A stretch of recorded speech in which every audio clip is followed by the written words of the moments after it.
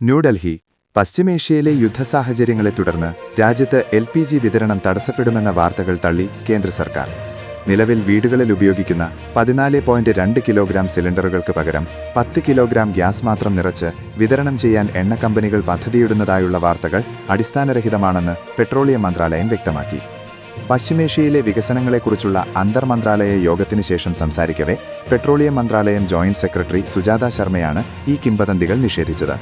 ഗാർഹിക ആവശ്യങ്ങൾക്കായുള്ള 14.2 കിലോ സിലിണ്ടറുകൾ 10 കിലോയാക്കി മാറ്റുന്നു എന്ന റിപ്പോർട്ടുകൾ കേവലം ഊഹാപോഹങ്ങൾ മാത്രമാണെന്നും അത്തരം പ്രചരണങ്ങളിൽ പൊതുജനങ്ങൾ വിശ്വസിക്കരുതെന്നും അവർ വിശദമാക്കി. വിതരണം സ്ഥിരപ്പെടുത്തുന്നതിലും നിയമവിരുദ്ധ വ്യാപാരം തടയുന്നതിലുമാണ് സർക്കാർ ഇപ്പോൾ ശ്രദ്ധ കേന്ദ്രീകരിക്കുന്നതെന്ന് അവർ ഊന്നി പറഞ്ഞു. LPG ബുക്കിംഗിലെ പരിഭ്രാന്തി കുറഞ്ഞിട്ടുണ്ടെന്നും വിതരണം നിലവിൽ സാധാരണ നിലയിലാണെന്നും സുജാത ശർമ്മ അറിയിച്ചു.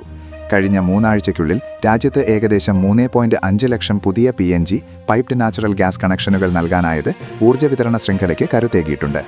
കൂടുതൽ വാർത്തകൾക്കായി താഴെ കൊടുത്ത ലിങ്കിലൂടെയോ ഫോൺ നമ്പറിലൂടെയോ എൻ്റെ നാട് വാർത്ത വാട്സാപ്പ് ഗ്രൂപ്പിൽ ജോയിൻ ചെയ്യുക. 8129 622 842.